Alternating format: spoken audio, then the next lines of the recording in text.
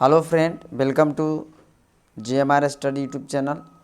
Friend, आज इस video में हम लोग हड़प्पा सभ्यता से संबंधित कुछ और महत्वपूर्ण तथ्य को लेकर के आए हैं। इससे पहले हमने सिंधु घाटी सभ्यता और हड़प्पा से संबंधित चीज़ों को पहले वीडियो में डिस्कस कर चुका है पर प्रश्नों के माध्यम से।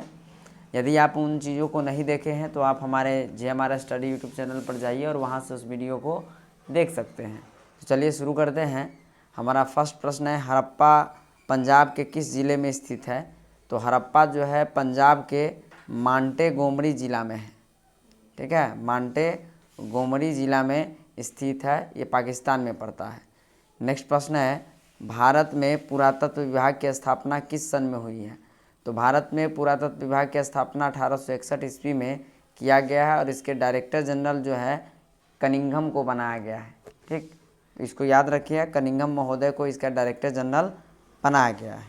नेक्स्ट प्रश्न है आपका, सर्वप्रथम हड़प्पा टीले का उल्लेख किसके द्वारा किया गया? तो सर्वप्रथम हड़प्पा टीले की जो बारे में बताया गया है वो 1826 में बताया गया है और चार्ल्स मेसोन ने इसके बारे में जो है बताने का काम किया है। तो चार्ल्स मेसोन 1826 हो जाएगा। नेक्स्ट प्रश्न है, तिथि निर्धारण की वैज्ञानिक विधि को क्या कहा जाता है? तो तिथि निर्धारण की वैज्ञानिक विधि को कार्बन 14 पद्धति कहते हैं। तो कार्बन 14 पद्धति के माध्यम से हम लोग क्या करते हैं, तिथि का किसी भी जैविक चीज़ों को जो है पता लगाने में यह जो है मदद करता है।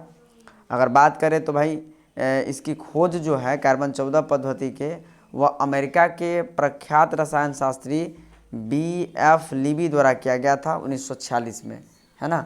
और इसमें कार्बन 14 पद्धति के माध्यम से क्या होता है कि किसी भी जीवित वस्तु में कार्बन 12 एवं कार्बन 14 समस्थानिक की मात्रा पाया जाता है, तो उसी के तुलना करके बता दिया जाता है कि भाई गणना करके कि ये कितना वर्ष पुराना है या कितना वर्ष जो है नया है। तो इन चीज़ों को हम लोग समझ गए कि कार्बन 14 पद्धति का अगर बात करें तो तिथि निर्धारण के वैज्ञानिक विधि को हम लोग कार्बन 14 पद्धति कहते हैं और इसकी खोज 1946 में अमेरिकी व्यक्ति है, अमेरिकी रसायन शास्त्री है जिनका नाम है BF लीबी। नेक्स्ट प्रश्न है, मोहनजोदड़ो शब्द का अर्थ क्या है? तो मोहनजोदड़ो शब्द का अर्थ क्या है? इसका अर्थ होता है मृतकों का टीला। ठीक है, मोहनजोदड़ो शब्द का जो अर्थ है वो क्या होता है? मृतकों का टीला होता है। इस बात को आप याद रखेंगे कि मोहनजोदड़ो शब्द का जो है अर्थ क्या होता है, तो मृतकों का टीला होता है। नेक्स्ट प्रश्न है, जम्मू में सिंधु घाटी सभ्यता के प्रमुख केंद्र कौन कौन से हैं? तो जम्मू में पूछा गया है तो अखनूर और मांडा है, याद रखिएगा, अखनूर और मांडा है, अखनूर एवं मांडा, इसको आप नोट भी कर सकते हैं।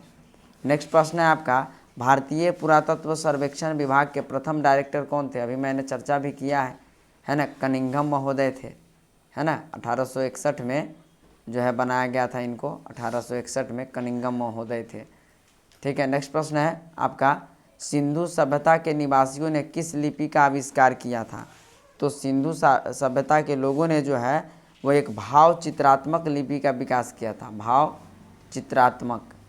ठीक है, भाव चित्रात्मक लिपि थी और इसको जो है अभी तक पढ़ी नहीं जा सकी है। कई लोगों ने इसमें जो है अपना ध्यान लगाया है कि पढ़ने का दावा किया है, बट इसको अभी तक पढ़ने में कोई सक्षम नहीं रहा है।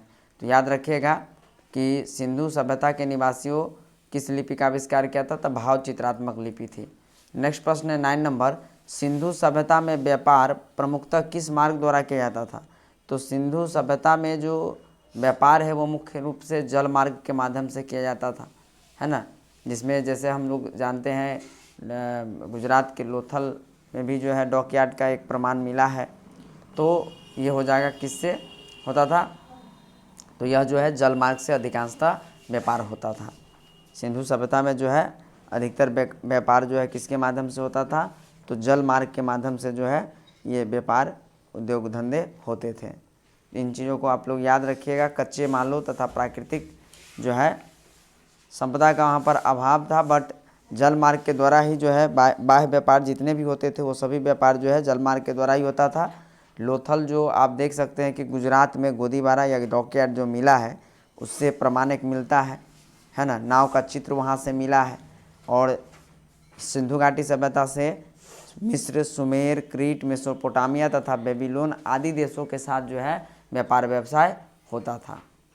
नेक्स्ट प्रश्न है आपका, हड़प्पा सभ्यता के लोगों की अर्थव्यवस्था का मूल आधार क्या था? तो हड़प्पा सभ्यता के लोगों का जो अर्थव्यवस्था का मुख्य आधार था वो था कृषि।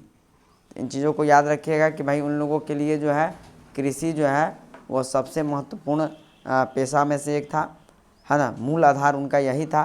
खेतों की उर्वरता के कारण ही यहाँ अनाज की कमी नहीं थी। अनाज रखने के लिए हम लोग देखते हैं कि मोहनजोदड़ो हो चाहे हड़प्पा हो, कई सारे चीज़ों का जो है भंडार मिला है, एक बहुत बड़ा भंडार गृह मिला है ना, मोहनजोदड़ो से। अन्ना नागर, विशाल अन्ना नागर।